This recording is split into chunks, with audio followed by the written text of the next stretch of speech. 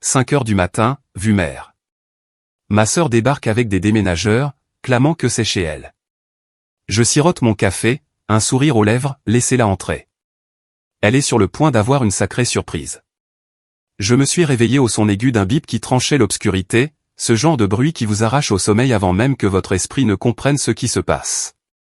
Pendant un instant, je suis resté complètement immobile, fixant les contours flous de mon plafond alors que les stores automatiques de mon appartement autour de l'horizon, face à la mer à Nice, commençaient à se lever.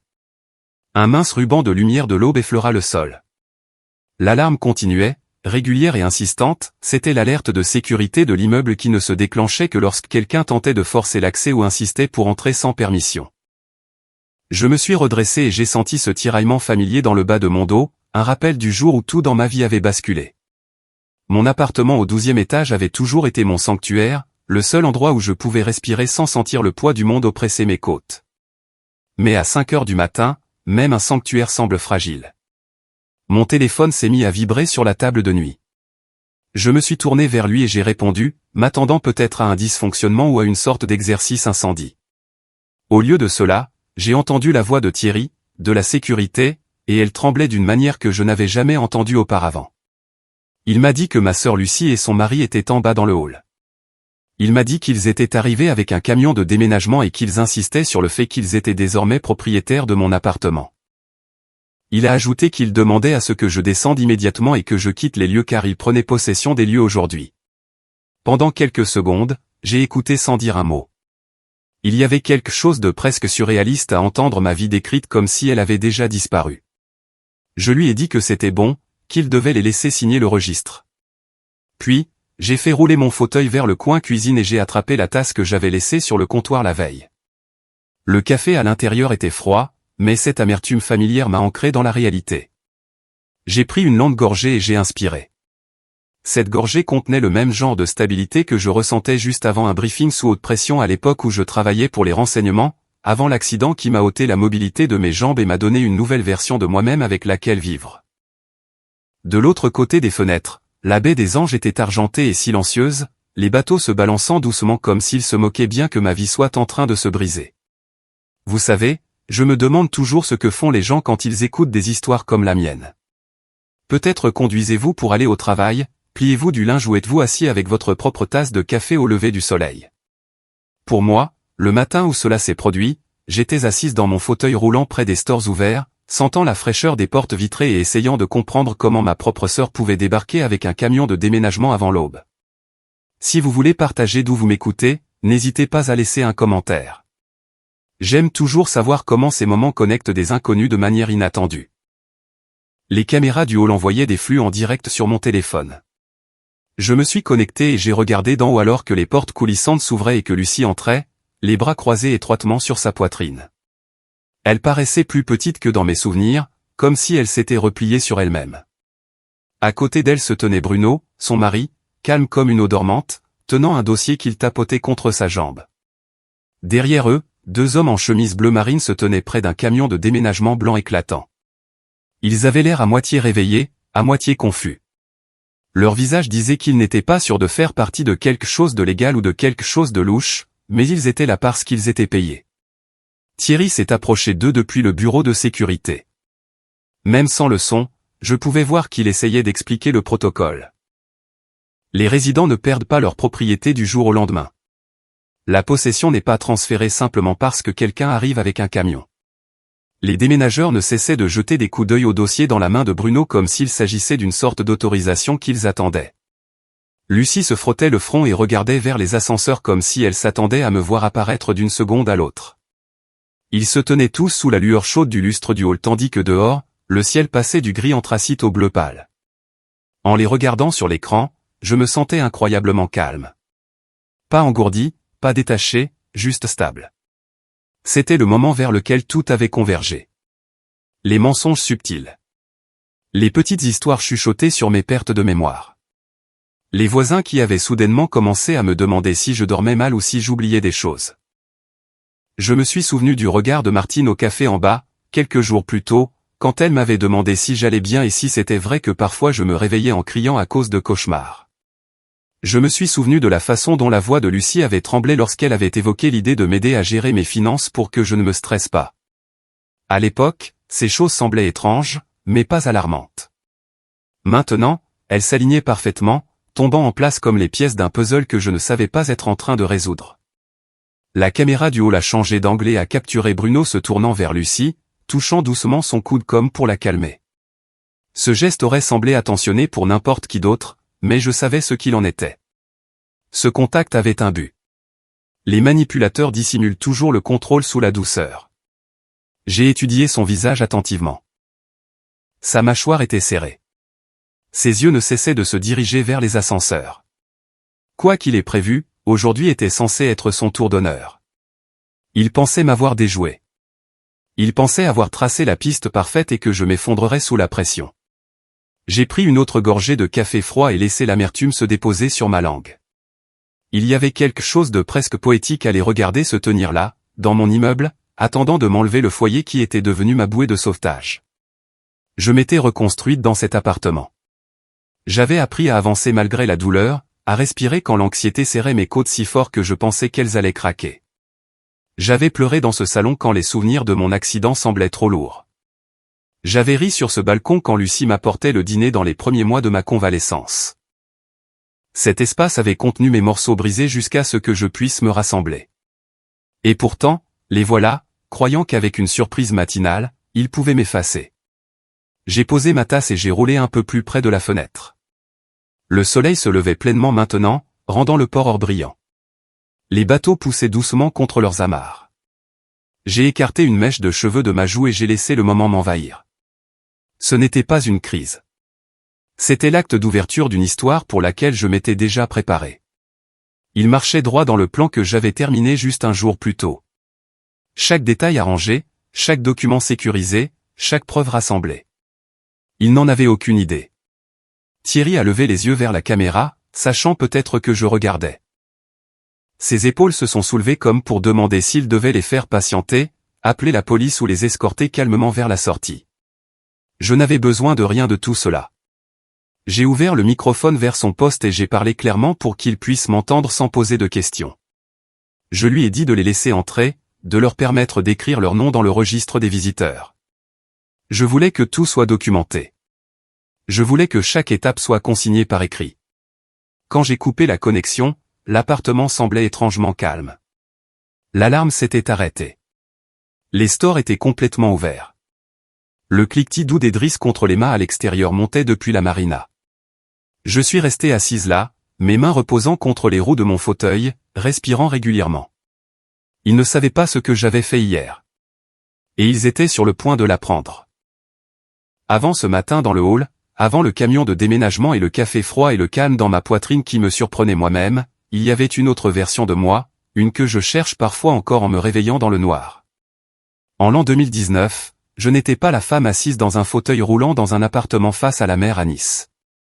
Je fonctionnais encore à l'adrénaline et au café d'une manière différente, chassant les ombres pour les services, travaillant dans le contre-espionnage, essayant de démêler les menaces avant qu'elles n'atteignent les journaux. Mes journées se mesuraient en briefing, en rapports de terrain et en conversations codées dont je ne pouvais pas parler lors des dîners de famille. J'avais un corps qui faisait ce que je lui demandais et un esprit qui croyait que je pouvais échapper à presque tout si je poussais assez fort. Quand les gens pensent aux accidents, ils imaginent un impact unique et dramatique. La vérité est que le moment qui a tout changé pour moi a commencé par quelque chose de petit.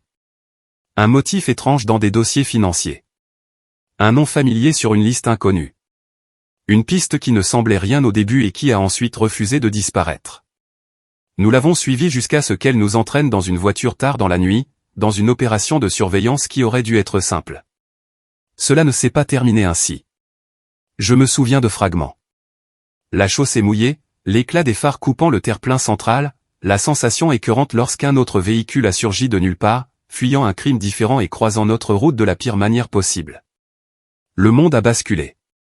Le métal a hurlé. Le verre a plu en petites étoiles froides. Puis il n'y a plus rien eu pendant un moment. Quand je me suis réveillé à l'hôpital, les médicaments adoucissant les contours de tout, j'ai appris que ceux qui m'aimaient avaient été prévenus qu'ils risquaient de me perdre. Puis on leur a dit que je vivrais, mais que mes jambes ne me porteraient plus jamais comme avant. Ma colonne vertébrale avait payé le prix de la collision. Il y aurait de la rééducation, des fauteuils et des limites que je n'avais jamais imaginées pour moi-même. Le service a fait ce qu'il a pu. Il y a eu des médailles, des poignées de main et des mots sur le service et le sacrifice. Finalement, il y a eu un règlement, un chiffre soigneusement calculé que quelqu'un, quelque part, a décidé être la valeur monétaire de ma mobilité perdue et de mon avenir altéré. Ils m'ont dit que je recevrais 2 millions d'euros en indemnisation d'assurance, et en plus de cela, des dons ont commencé à affluer de personnes qui avaient lu l'article sur l'accident et voulaient aider l'agent blessé qui avait failli mourir. C'était touchant d'une manière qui me serrait la gorge. C'était aussi accablant. Je n'ai pas grandi en pensant à l'argent à cette échelle. Mon enfance avait été simple et modeste. Nous n'avions pas grand-chose, mais mes parents se débrouillaient pour garder la lumière allumée et le frigo jamais complètement vide. Ils nous donnaient de l'amour quand il n'y avait pas grand-chose d'autre à donner. Puis, en l'an 2010, un conducteur ivre a franchi une ligne qu'il n'aurait pas dû, et mon monde s'est scindé en deux une première fois. Maman et papa étaient là un instant et partis l'instant d'après. Pas de maladie persistante, pas de déclin progressif, juste un coup de téléphone, un crash et puis le silence. J'avais 17 ans quand je suis devenu l'adulte de la maison. Ma petite sœur Lucie avait 11 ans, avec de grands yeux et un rire qui éclatait sans prévenir. L'État aurait pu intervenir. Les gens ont suggéré des tutelles, des familles d'accueil et toutes les phrases prudentes que les systèmes utilisent. J'ai regardé ma sœur et j'ai su qu'il n'était pas question que je la laisse être élevée par des étrangers. Alors j'ai fait ce que j'ai toujours fait. J'ai fait un plan. J'ai travaillé, j'ai étudié, j'ai payé les factures pendant que les autres enfants allaient aux soirées du lycée. Il y avait des nuits où je m'asseyais à la table de la cuisine pour faire mes devoirs après avoir mis Lucie au lit et je sentais soudain le poids de tout cela, ce rôle que je n'avais jamais demandé. Puis j'essuyais mon visage, finissais mes devoirs et me réveillais pour recommencer. D'une certaine manière, devenir agent plus tard m'a semblé être une extension naturelle de cette partie de moi. J'étais doué pour porter des fardeaux en silence, pour observer au lieu de parler, pour voir les lignes que les gens traçaient autour d'eux et celles qu'ils essayaient de franchir.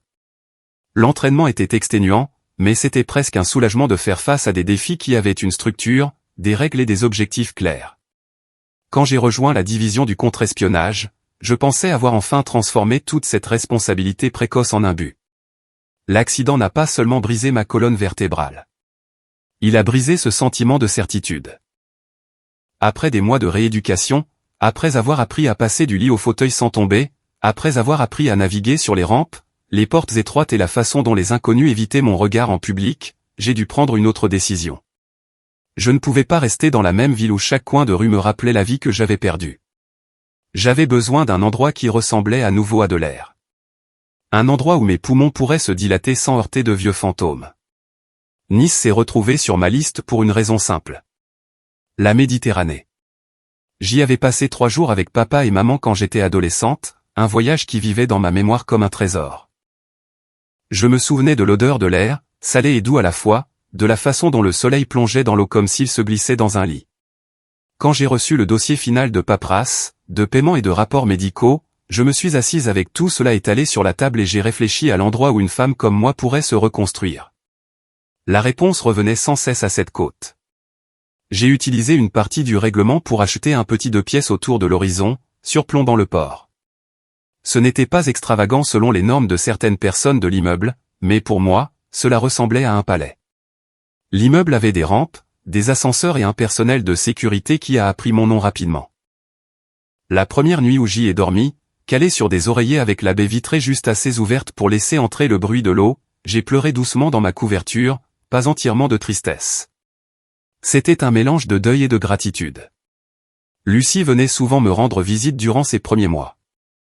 Elle arrivait avec des plats à emporter, de nouvelles plantes et des histoires sur son travail d'assistante pour un organisateur d'événements.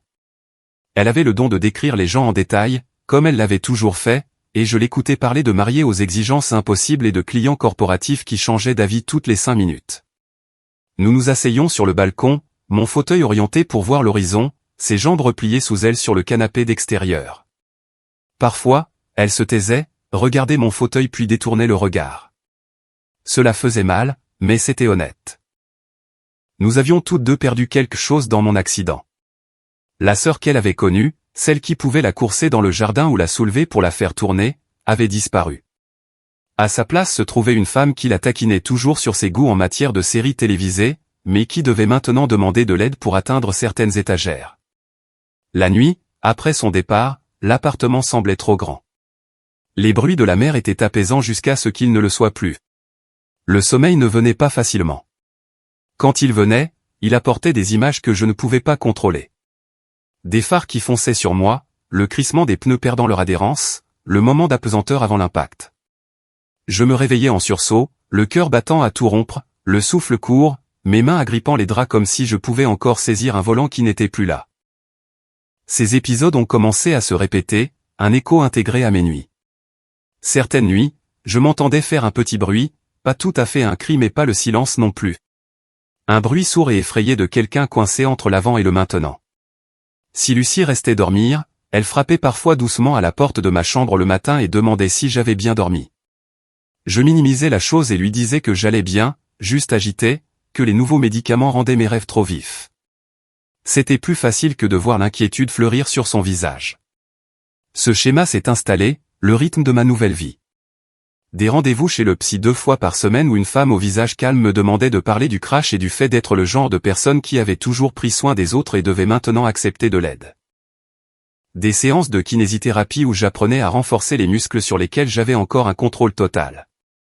Des descentes au café du rez-de-chaussée où Martine me faisait glisser une tasse de café sur le comptoir et me parlait de ses petits-enfants pendant que j'essayais de ne pas tressaillir chaque fois qu'une voiture pétaradait dehors. En surface, cela ressemblait probablement à de la résilience. Une femme qui avait subi une blessure dévastatrice et s'était taillée une existence prudente et stable dans une ville ensoleillée avec de jolies vues. En dessous, il y avait des fissures. Je les sentais quand une sirène hurlait trop près de l'immeuble. Je les sentais quand un inconnu bousculait mon fauteuil sans s'excuser.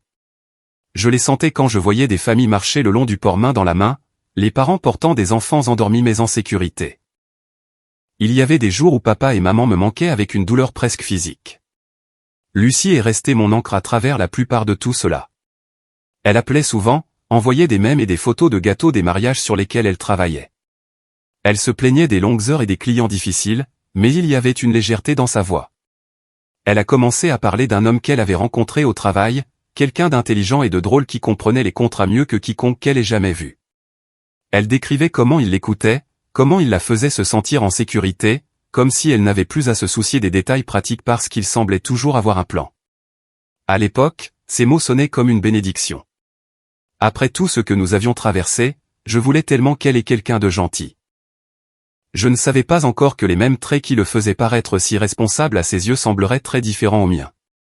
Il y a une certaine ironie dans le fait que mon propre traumatisme allait devenir l'outil qu'il utiliserait plus tard. Les nuits où je me réveillais en sursaut, les mauvais rêves, les moments où ma voix tremblait un peu en disant à Lucie que j'allais bien, ces vulnérabilités privées finiraient par être tissées dans une histoire sur une femme à qui on ne pouvait pas confier sa propre vie. D'une certaine manière, l'accident n'a pas cessé de me frapper quand la voiture s'est arrêtée. Ces ondes de choc ont continué à voyager vers l'extérieur, touchant des gens et des choix des années plus tard. Mais à l'époque, dans ces mois plus calmes, j'étais juste une femme en convalescence, faisant de son mieux pour construire une nouvelle routine à partir de morceaux brisés. Je ne savais pas encore à quel point ma vie avait été notée et étudiée, comment le nouveau petit ami de ma sœur classerait chaque petit détail. Je ne savais pas qu'il avait lu l'article sur l'agent blessé qui avait reçu une grosse indemnisation et qu'il avait déjà visualisé les tours de l'horizon avant même de me serrer la main. Tout ce que je savais, c'est que j'étais fatiguée, pleine d'espoir et que j'essayais de croire que le pire était derrière nous. Bruno Rivière est entré dans nos vies le printemps suivant, le genre de printemps pour lequel la Côte d'Azur est connue, assez chaud pour que la brise marine soit enjouée plutôt que coupante. Lucie s'est présentée à mon appartement un après-midi avec une luminosité sur le visage que je n'avais pas vue depuis longtemps. Elle portait une robe bleu pâle qui ondulait quand elle marchait et elle parlait si vite que j'ai dû lui rappeler de respirer. Elle m'a dit qu'elle avait rencontré quelqu'un lors d'un événement d'entreprise, un juriste qui l'avait aidé à régler un problème de contrat de dernière minute. Elle a dit qu'il était intelligent et calme, qu'il avait le don de rendre tout gérable. Quand elle parlait de lui, quelque chose s'adoucissait dans son expression et j'ai senti mon cœur s'alléger un peu. Après tout ce qu'elle avait enduré, je voulais qu'elle ait quelqu'un qui ne lui fasse pas de mal. Il est passé à l'appartement environ une semaine plus tard. Lucie l'avait invité à prendre le café pour que je puisse le rencontrer, et il est arrivé exactement à l'heure. Il portait une petite boîte de pâtisserie qu'il a posée sur mon comptoir de cuisine avec un sourire poli. Il m'a remercié de le laisser venir, a dit que j'avais un bel endroit et a demandé depuis combien de temps j'y vivais. Sa voix était chaleureuse, stable et exercée, pas exactement d'une manière fausse, mais plutôt comme quelqu'un qui avait l'habitude de mettre les autres à l'aise. Si je l'avais rencontré dans d'autres circonstances, j'aurais pu penser qu'il était sincèrement attentionné. Il s'est assis en face de moi à la petite table à manger, tournant la tasse de café dans ses mains pendant que Lucie parlait de sa semaine. De temps en temps, il ajoutait un détail ou deux, quelque chose de encourageant ou de gentiment taquin. Il m'a posé des questions sur ma rééducation, si l'immeuble était confortable pour moi, sur la vue depuis mon balcon. C'était des questions inoffensives en surface, le genre qui fait une conversation normale. Pourtant, même alors, j'ai remarqué la façon dont ses yeux parcouraient l'appartement avec une sorte d'évaluation. Pas de l'admiration, pas de la curiosité, mais du calcul. Comme s'il faisait l'inventaire de plus que des meubles. J'ai écarté cette pensée à ce moment-là. Les gens regardent autour d'eux lorsqu'ils visitent de nouveaux endroits. Je me suis dit que j'étais trop sensible, que les années passées dans les renseignements m'avaient programmé pour chercher des choses qui n'étaient pas toujours là. J'avais tellement essayé d'arrêter de voir chaque inconnu comme une menace potentielle. C'était une habitude qui m'avait gardé en vie dans un monde, mais c'était épuisant dans celui-ci. Au fur et à mesure que l'été s'installait, Bruno est devenu une figure régulière de nos routines. Il venait chercher Lucie dans le hall de l'immeuble après ses longues journées ou la retrouvait au café en bas avant qu'il ne sorte. Je les voyais souvent depuis le balcon, sa main posée légèrement dans le creux de son dos, sa tête penchée vers lui alors qu'elle riait. Il avait une façon de paraître attentif sans être collant, charmant sans être tape à accent grave-l'œil. Même Martine au café a commenté à quel point il semblait bien sous tout rapport. Elle a dit qu'il avait un visage aimable et qu'il laissait toujours un bon pourboire. C'était le genre de détail qui façonne rapidement les impressions dans un immeuble comme le nôtre. Un matin, plusieurs mois après que lui et Lucie eurent commencé à sortir ensemble, je suis descendu prendre un café. Mon fauteuil glissait facilement sur le sol poli du hall. Je pouvais sentir les grains torréfiés avant même que les portes de l'ascenseur ne s'ouvrent complètement. Martine m'a accueilli avec sa chaleur habituelle et m'a tendu ma commande habituelle avant même que je puisse demander. Puis elle s'est penchée par-dessus le comptoir avec un regard inquiet. Elle m'a demandé si je dormais bien. Je me suis arrêté, prise au dépourvu. Elle a dit que Lucie avait mentionné que je faisais parfois du bruit dans mon sommeil, que je faisais peut-être encore des cauchemars de l'accident. Elle a demandé si je me réveillais parfois désorienté ou si quelqu'un venait voir comment j'allais. J'ai senti quelque chose se serrer au fond de ma gorge parce que la question ne semblait pas due au hasard. Elle semblait plantée là. Je lui ai dit que j'allais bien, que je m'adaptais juste à un nouveau traitement. Elle a hoché la tête de cette manière douce et inquiète qu'ont parfois les femmes plus âgées quand elles ne sont pas sûres de devoir insister. Mais sa question est restée avec moi. Elle planait juste sous la surface même alors que je sortais du café pour retourner vers l'ascenseur. J'ai appuyé sur le bouton et attendu, écoutant le bourdonnement silencieux de l'immeuble. Quand les portes se sont ouvertes, un de mes voisins est sorti. C'était un homme d'âge moyen qui restait généralement dans son coin, poli mais distant. En passant près de moi, il a ralenti juste un peu et a demandé si tout allait bien chez moi. Il a dit qu'il avait entendu dire que j'avais peut-être laissé ma porte d'entrée entr'ouverte plus tôt dans la semaine. Cela m'a paru étrange car j'étais méticuleuse sur ce genre de choses. Le traumatisme aiguise les habitudes comme la vérification des verrous. Je ne laissais jamais ma porte non sécurisée. Je lui ai dit que non, et il a fait un petit sourire gêné avant de s'éloigner. Le trajet en ascenseur jusqu'au 12e étage m'a semblé plus long que d'habitude. Je repassais sa question encore et encore. Il y avait quelque chose qui clochait dans la façon dont il l'avait formulée, comme s'il répétait quelque chose qu'on lui avait dit, pas quelque chose qu'il avait personnellement vu. Quand j'ai atteint mon étage et roulé vers mon appartement, le couloir semblait différent. Pas physiquement, mais quelque chose dans l'énergie avait changé. Comme si des murmures l'avaient traversé. Les gens dans des immeubles comme le nôtre parlent. Ils remarquent quand quelqu'un a des difficultés, quand quelqu'un change ses routines, quand quelqu'un reçoit trop de livraisons. Et si quelqu'un voulait façonner un récit sur moi, sur ma stabilité mentale ou son absence, c'était l'environnement parfait pour commencer à semer des graines. J'ai déverrouillé ma porte, je suis entré et je l'ai refermée derrière moi. Pendant un moment, je suis resté immobile, laissant le calme s'installer autour de moi. L'appartement semblait familier et sûr, pourtant un éclat d'inquiétude s'était frayé un chemin à l'intérieur. J'ai essayé de me rappeler si j'avais dit quelque chose récemment qui aurait pu être mal compris. Lucie avait-elle mentionné mes nuits difficiles à quelqu'un d'autre? Avais-je dit quelque chose en étant à moitié réveillé? C'était possible, mais le timing semblait trop délibéré. 2 conversations en une matinée touchant le même point sensible. Toutes 2 enveloppées d'inquiétude métissées d'implication. Je suis allé sur le balcon et j'ai regardé la marina en contrebas. Le soleil se reflétait sur l'eau en bande scintillante. Un couple marchait le long de la jetée, tenant des boissons glacées et parlant doucement. Le monde semblait calme et prévisible de là-haut, mais dans mon esprit, une alarme silencieuse avait commencé à sonner. J'ai repensé à la première visite de Bruno. La façon dont il avait jeté un coup d'œil à mon équipement médical près de la porte de la chambre. La façon dont il s'était attardé sur l'article de presse encadré sur mon étagère qui détaillait mon accident.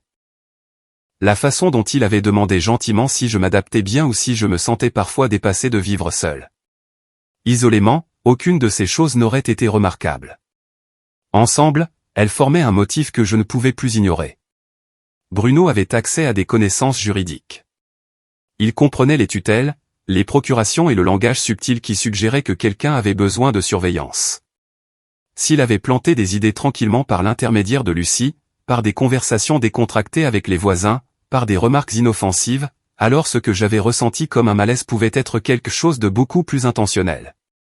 Je suis retourné à l'intérieur et je me suis assise près du bord du comptoir. Ma main serrait la tasse de café chaud que Martine m'avait donnée. Mon cœur ne battait pas la chamade, mais il était alerte, accordé comme un instrument au moindre changement de ton. Quelque chose se passait autour de moi. Quelque chose que je n'avais pas invité mais qui avait été soigneusement mis en mouvement. Et si j'avais raison, les petits commentaires et les questions inquiètes n'étaient pas dus au hasard. C'étaient des répliques de répétition dans une histoire que quelqu'un essayait de raconter sur moi. J'ai su alors qu'il était temps de faire très attention. De surveiller ce que Bruno disait et comment il le disait. D'écouter non seulement les mots de ma sœur, mais le poids derrière eux. De tracer la forme qui se dessinait dans l'ombre avant qu'elle ne se solidifie en quelque chose de plus difficile à défaire. L'accident m'avait pris mes jambes, mais il ne m'avait pas pris mon instinct. Le lendemain matin, j'ai roulé dans mon salon avec une sorte de concentration stable que je n'avais pas ressentie depuis mes jours au service. Mon appartement avait toujours été un refuge, un endroit où le bruit du port et le pouls de la vie urbaine se mélangeaient en quelque chose de guérisseur. Maintenant, je regardais les murs différemment. L'entrée. Le couloir. Les portes. Tout point d'accès. Tout endroit où quelqu'un avec de mauvaises intentions pourrait se glisser inaperçu. Je n'avais aucune envie de devenir à nouveau paranoïaque, mais je savais aussi comment commençait la manipulation. Cela commençait toujours doucement. Les gens avec des intentions comme celle de Bruno n'attaquaient jamais en premier. Ils marchaient sur la pointe des pieds. Ils posaient des questions qui semblaient inoffensives. Ils présentaient l'inquiétude comme de la bienveillance. Et si personne ne les remettait en question, leur confiance grandissait jusqu'à ce qu'ils poussent assez fort pour causer des dommages irréparables. Alors je suis revenu à ma formation, pièce par pièce. J'ai commencé par l'installation de caméras. Rien de coûteux ou de dramatique, juste des appareils de haute qualité qui se fondaient dans le décor. Une dans le couloir pointé vers la porte d'entrée. Une dans le petit hall où mon courrier et mes colis étaient habituellement déposés. Une autre près de l'entrée de la chambre, positionnée assez haut pour qu'on ne la voie jamais à moins de savoir exactement où regarder.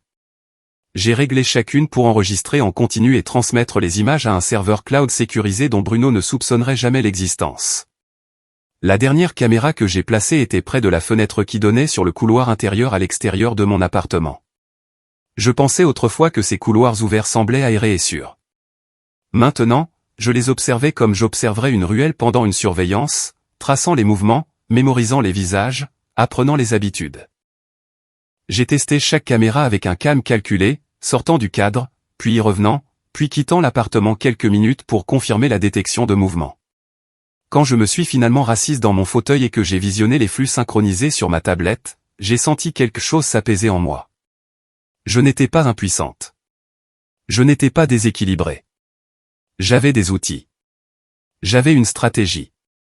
Et malgré ce que Bruno espérait, mon esprit était clair. Il n'a fallu que 3 jours pour la première confirmation. J'avais quitté l'immeuble pour une séance de kiné et j'étais revenu plus tôt que prévu car l'horaire avait changé. Quand j'ai accédé au flux de ma caméra de couloir, j'ai vu Bruno debout devant la porte de mon appartement. Les images le montraient regardant à gauche et à droite, puis fouillant dans sa poche pour chercher quelque chose de métallique. Il se tenait là dans un silence propre et délibéré, insérant une clé, entr'ouvrant la porte juste assez pour se glisser à l'intérieur, puis la tirant derrière lui. Mes mains sont restées stables sur la tablette alors que je le regardais se déplacer dans mon foyer. Il marchait avec une confiance étrange, comme quelqu'un qui avait déjà mesuré l'espace et savait exactement où chaque objet devait être. Il a vérifié les tiroirs près du salon, s'est arrêté près de ma bibliothèque, puis s'est dirigé vers le couloir de la chambre. Il a ouvert le petit classeur que je gardais à côté de mon bureau. Il a trié soigneusement les documents, en remettant certains, en déplaçant légèrement d'autres. Il cherchait de la paperasse. Des documents de propriété. Les papiers du règlement de l'assurance. Tout ce qui pouvait être tordu pour servir le récit qu'il construisait. Je l'ai regardé fermer le tiroir, lisser la surface du bout des doigts et partir sans rien prendre. Cela signifiait qu'il n'avait pas encore fini. Il faisait du repérage. Quand Lucie est venue à mon appartement ce soir-là pour dîner, elle ne se doutait de rien. Elle a parlé de travail, d'un gros client de mariage qui exigeait des changements de décoration de dernière minute, d'un collègue qui n'arrêtait pas de la porter volontaire pour des choses qu'elle n'avait pas accepté de faire. Quand elle a mentionné que Bruno lui avait emprunté son double de clé plus tôt cet après-midi pour vérifier une livraison chez lui, quelque chose a cliqué en moi. Il avait utilisé sa gentillesse contre elle sans hésitation. J'ai attendu qu'elle soit rentrée chez elle avant de sortir le vieux carnet de contact de mon tiroir de bureau. Je n'y avais pas touché depuis des années. Vers la fin se trouvaient des noms que j'appelais souvent, des noms qui semblaient encore familiers quand je passais mes doigts dessus. L'un de ces noms était Damien Hall. Damien avait travaillé avec moi au renseignement dans le contre-espionnage avant que je ne sois blessé. Il avait toujours eu un talent pour les détails, surtout écrits. Il pouvait regarder une écriture comme un biologiste regarde des structures cellulaires, traçant les motifs et les déviations avec une précision surprenante. Après mon départ du service, il s'était mis à son compte comme consultant pour des cabinets d'avocats et des enquêteurs d'assurance. Nous avions échangé des vœux pour les fêtes mais rarement plus que ça. Je l'ai appelé quand même. Quand il a répondu, sa voix portait le même mélange d'humour sec et d'intelligence vive dont je me souvenais. Il a demandé comment je tenais le coup. Je lui ai dit que j'avais besoin d'une faveur. Il a dit qu'il m'en devait plus d'une. Je lui ai envoyé par email une poignée de documents que Lucie avait apportés quelques jours plus tôt. Elle avait dit que Bruno les avait trouvés par l'intermédiaire d'un collègue et qu'ils étaient censés l'aider à organiser certaines questions financières au cas où il m'arriverait quelque chose. Je me souvenais m'être senti mal à l'aise à l'époque parce que la formulation était vague et que les sections de signature comportaient trop de clauses préliminaires. Maintenant, je les voyais clairement pour ce qu'ils étaient. Des étapes préparatoires vers une demande de tutelle ou un transfert d'autorité. Damien m'a rappelé le soir même. Il a demandé si j'étais assise et je lui ai dit que le fauteuil faisait partie intégrante de ma vie maintenant, donc oui, techniquement j'étais déjà assise. Il m'a dit que les signatures n'étaient pas les miennes. Elles étaient très proches. Assez proches pour que quelqu'un qui ne connaîtrait pas mon écriture y croie au premier coup d'œil. Mais elles n'étaient pas exactes. L'inclinaison de certaines lettres était fausse. La pression le long de la ligne de base ne correspondait pas à ma main dominante. Il a dit que quiconque les avait falsifiées avait des connaissances juridiques mais pas de talent artistique. C'était la gamme de signatures de juristes qui apprenaient la falsification par exposition plutôt que par formation. Mon estomac s'est glacé. Je lui ai demandé si cela pouvait tenir devant un tribunal. Il a dit absolument pas. Les signatures étaient suffisamment imparfaites pour que n'importe quel spécialiste en écriture détecte la fabrication. Il a demandé si je voulais qu'il prépare un rapport officiel. Je lui ai dit pas encore. J'avais besoin de comprendre toute l'étendue de ce que Bruno construisait. Après l'appel, je suis resté assise dans la pénombre de mon salon pendant un long moment, écoutant le bourdonnement silencieux de la ville à l'extérieur. Les tours de l'horizon m'avaient toujours semblé sûrs, un endroit où les gens hochaient poliment la tête dans les couloirs et faisaient signe depuis leur balcon. Maintenant, l'air à l'intérieur de mon appartement semblait plus lourd. J'ai commencé à repenser aux tout premiers jours après mon accident, aux articles de presse qui avaient circulé lorsque le règlement avait été finalisé. Le journal local avait publié un article sur mon service, sur la mission qui m'avait laissé blessé, sur la façon dont la communauté s'était mobilisée pour me soutenir. Il y avait des photos. Une de moi debout devant une rangée de drapeaux, une autre de moi dans mon fauteuil roulant acceptant un certificat de reconnaissance. N'importe qui avec assez de temps et de curiosité aurait pu trouver ces histoires. N'importe qui avec une certaine ambition aurait pu suivre la piste. Et s'il découvrait que je n'avais qu'une sœur cadette et aucune autre famille, et que j'étais financièrement stable mais physiquement vulnérable, alors ma vie aurait ressemblé à une opportunité. Je n'avais pas voulu croire que Bruno nous ciblait.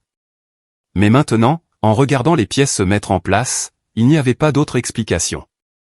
J'ai éteint les lumières principales et laissé l'appartement plongé dans l'ombre.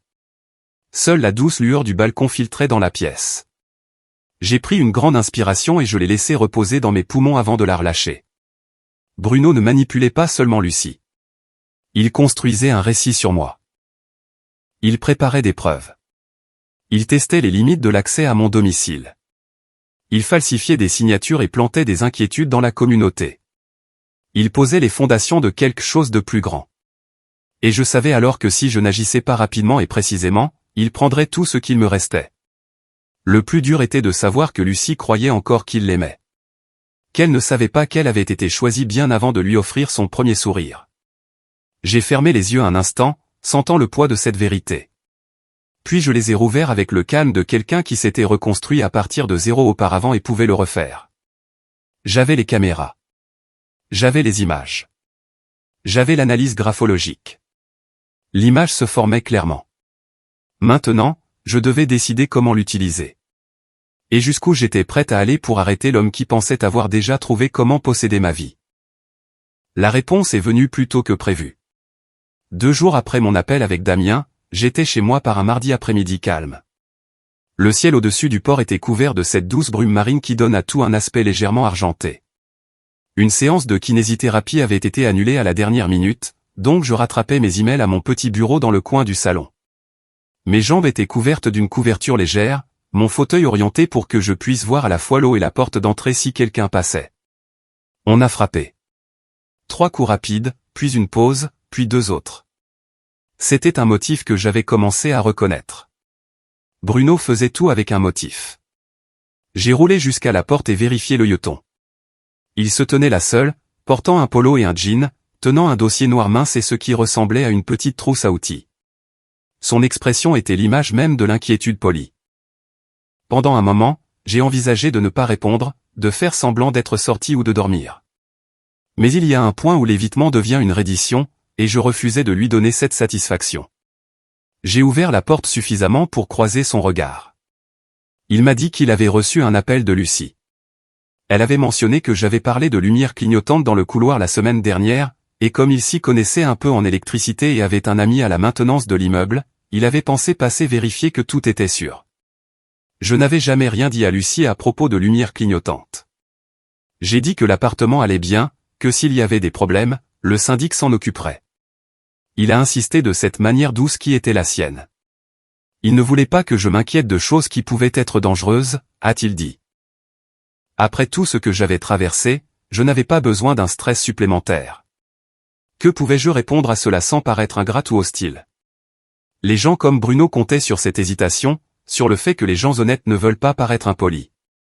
Alors j'ai reculé et je l'ai laissé entrer, le visage calme, l'esprit vif. J'avais positionné l'une des petites caméras en hauteur dans le salon, orientée vers l'entrée et mon bureau. Alors qu'il passait devant, j'ai mentalement vérifié son champ de vision. Elle l'avait parfaitement. Il a fait une vérification rapide et peu enthousiaste des spots encastrés près de la porte d'entrée, touchant l'interrupteur, levant les yeux comme s'il cherchait un problème. Puis, presque nonchalamment, il a dérivé vers mon bureau. Il a demandé si mon ordinateur portable me posait des problèmes, si la prise là-bas avait des soucis. Avant que je puisse répondre, il était déjà là, tendant la main derrière le bureau, tripatouillant la multiprise. De son langage corporel, n'importe qui d'autre aurait pu penser qu'il vérifiait les connexions. Je savais ce qu'il en était. Ses yeux glissaient sans cesse vers le petit classeur à côté du bureau, celui qu'il avait fouillé la dernière fois qu'il était entré par effraction. Je me suis dit de rester immobile. De le laisser se révéler. Il s'est redressé et a mentionné que parfois les surtensions pouvaient affecter l'électronique. Il a demandé s'il pouvait déplacer quelques objets pour mieux voir où étaient les câbles. J'ai hoché la tête et je l'ai regardé écarter légèrement ma chaise de bureau. Il a posé une main sur le classeur comme pour s'équilibrer. Puis il a ouvert le tiroir du haut avec le même geste décontracté que quelqu'un utilise pour se gratter. Il n'a pas réalisé que j'avais tout réorganisé après sa dernière visite. Des dossiers soigneusement étiquetés. Des copies de mes documents de règlement. Ma carte officielle des services. Mes avis d'imposition. Il les a feuilletés avec des doigts exercés, s'attardant un peu trop longtemps sur tout ce qui mentionnait des numéros de compte ou des détails de propriété. J'étais assise à quelques mètres dans mon fauteuil roulant, les mains jointes sur mes genoux, le visage neutre. À l'intérieur, mes pensées s'enclenchaient une à une comme le cadran d'un vieux coffre-fort. Il a demandé si j'avais déjà pensé à simplifier une partie de cette paperasse. Il a dit qu'avec mes antécédents médicaux, il serait peut-être judicieux de mettre certaines choses dans une structure qui me protégerait s'il arrivait quoi que ce soit. La façon dont il a dit « s'il arrivait quoi que ce soit » a atterri comme un caillou jeté dans un étang calme. Je lui ai demandé ce qu'il voulait dire. Il s'est lancé dans ce que je suis sûr qu'il pensait être une explication rassurante. Il a fini de vérifier la prise, a remis les quelques dossiers légèrement désalignés par rapport au reste, puis a parlé de fiducie, d'entité familiale et de prise de décision partagée. Son ton restait léger, conversationnel, comme s'il discutait de recettes de cuisine au lieu de contrôle juridique. Il a dit que comme je vivais seul et que je gérais le traumatisme de l'accident, donner à Lucie et à lui une certaine autorité sur les décisions majeures pourrait aider. Il a dit que cela simplifierait les choses si ma santé venait à décliner. Il n'a pas dit si mon esprit venait à décliner, mais l'implication était là, juste entre nous. Après son départ, j'ai attendu que la porte se ferme et que ses pas s'estompent dans le couloir. Puis je suis retourné à mon bureau et j'ai ouvert les flux des caméras. J'ai regardé la scène à nouveau, cette fois avec la distance d'un observateur tiers. Tout était là. Son prétexte sur les lumières. Sa main sur le classeur. Son scan rapide des étiquettes. Son petit discours sur les fiducies. Plus tard cette semaine-là, Lucie est venue dîner. Elle a apporté des pâtes d'un endroit près de son appartement et 2 petites boîtes de salade qu'elle savait que j'aimais. Nous avons mangé à table, la porte du balcon entr'ouverte pour laisser entrer l'air du soir. Elle semblait un peu distraite, tordant sa serviette entre ses doigts pendant qu'elle parlait. À mi-chemin du repas, elle s'est raclée la gorge et a dit qu'elle voulait me demander quelque chose, mais qu'elle ne voulait pas que je le prenne mal. Mon estomac s'est serré, même si ma voix est restée égale quand je lui ai dit d'y aller. Elle a dit qu'elle et Bruno avaient parlé de mon avenir. C'était exactement comme ça qu'elle l'a formulé. Mon avenir. Elle a dit qu'il s'inquiétait de tout le stress que je portais seul. Les factures, la sécurité de l'appartement, les investissements issus du règlement. Elle m'a rappelé que j'avais déjà traversé tant de choses, que je méritais de me reposer davantage. Puis elle a répété presque mot pour mot ce que Bruno avait dit sur la responsabilité partagée. Elle m'a dit que Bruno connaissait toutes sortes d'options dans le monde juridique, qu'il travaillait tout le temps avec des avocats qui aidaient des familles dans des situations comme la mienne. Elle a dit que peut-être nous devrions penser à mettre en place quelque chose où il pourrait aider à gérer les choses pour que je n'ai pas à le faire. Les mots flottaient dans l'air entre nous. Ils sortaient de sa bouche, mais ils portaient ses empreintes à lui. Je lui ai demandé doucement si elle craignait que je ne sois pas capable de suivre ma propre vie. Elle s'est empressée de dire non, que ce n'était pas comme ça, qu'elle savait que j'étais intelligente et organisée. Elle ne voulait juste pas que je me sente seule là-dedans. Puis elle a ajouté quelque chose qui a coupé plus profondément qu'elle ne le réalisait probablement. Elle a dit que parfois je semblais un peu oublieuse, surtout après une mauvaise nuit. Peut-être que ce serait un soulagement d'avoir de l'aide. C'est une chose étrange d'entendre sa propre vulnérabilité utilisée comme preuve contre soi, même quand elle est enveloppée de sollicitude. Je l'ai regardée de l'autre côté de la table, cette jeune femme que j'avais élevée depuis l'âge de 11 ans, cette personne dont j'avais bandé les genoux écorchés et dont j'avais essuyé les larmes quand papa et maman lui manquaient trop pour parler. Elle croyait vraiment qu'elle me protégeait. Elle faisait tellement confiance à Bruno que ses suggestions ressemblaient à ses propres idées. J'ai réalisé à ce moment-là à quel point il s'était profondément immiscé dans sa pensée. Il ne lui suffisait pas d'utiliser mon traumatisme. Il utilisait aussi son amour pour moi, le pliant, le tordant, le pointant vers moi comme une justification. Je lui ai dit que j'appréciais qu'elle se soucie de moi. Je lui ai dit que j'y penserais. Cela a semblé la calmer, et elle s'est détendue pour le reste de la soirée, parlant à nouveau de travail et d'un nouveau client qui voulait un mariage sur la plage et n'avait aucune notion de budget. Mais le mal était fait. La graine avait été plantée, et j'avais entendu exactement d'où elle venait. Quelques jours plus tard, un courrier est arrivé qui a rendu tout encore plus clair. C'était une enveloppe épaisse adressée non pas à moi personnellement, mais à quelque chose appelé Société Civile Familiale d'Alca. L'adresse de retour appartenait à une société de services financiers en ville spécialisée dans la gestion de propriétés et d'actifs pour les familles qui, comme leur brochure sur papier glacé aimait le dire, avaient besoin d'une approche sophistiquée de la protection du patrimoine. J'ai tenu cette enveloppe entre mes mains et j'en ai senti le poids d'une manière qui n'était pas du tout physique. Le nom de la société. La façon dont mon nom de famille y était intégré sans ma permission. L'implication qu'une entité existait déjà pour détenir mes actifs. Je n'avais jamais autorisé une telle chose. Je l'ai ouverte avec précaution et j'ai étalé le contenu sur le comptoir. À l'intérieur, j'ai trouvé un dossier de bienvenue remerciant la SCI familiale d'Alca d'avoir choisi leur cabinet. Il y avait des références à des consultations à venir sur l'immobilier et les portefeuilles d'investissement. Il y avait un langage sur la consolidation des avoirs pour améliorer l'efficacité de la gestion. Nulle part mon nom complet n'apparaissait en tant que personne. Seulement comme partie de la société. Je pouvais presque voir Bruno assis quelque part avec un ordinateur portable, remplissant des formulaires en ligne, utilisant assez d'informations sur moi pour construire quelque chose qui semblait légitime à quiconque ne savait pas mieux. Nom. Adresse. Des allusions à ma situation financière tirées de vieux articles de presse. Il ne devinait plus. Il était passé de la reconnaissance à la construction de la structure. J'ai rassemblé les documents et les ai placés dans un nouveau dossier, un dossier marqué très clairement dans mon esprit comme une préparation à la guerre. Il avait abattu ses cartes maintenant. Il ne pensait pas simplement à contrôler certaines de mes décisions. Il se préparait à déplacer mon domicile et l'argent de mon indemnisation dans un conteneur qu'il contrôlait. Une coquille juridique avec mon nom de famille dessus, conçue pour faire passer le vol pour de la gestion. Debout là, dans ma cuisine avec la lumière du port qui s'estompait dehors et cette enveloppe ouverte devant moi, j'ai senti une froideur familière s'installer dans ma poitrine. Pas de la peur. Pas exactement de la colère. Une résolution concentrée, presque clinique. Il avait fait son mouvement. Maintenant, c'était mon tour. Ces mots sont restés avec moi longtemps après avoir quitté son bureau, résonnant dans mon esprit tout le trajet du retour vers les tours de l'horizon. Le soleil de fin d'après-midi était encore brillant sur la marina, accrochant le haut des mâts et éparpillant des rubans d'or sur l'eau. J'ai senti la chaleur à travers la vitre en roulant à l'intérieur de mon appartement, mais sous cette chaleur, il y avait quelque chose de plus tendu, de plus près.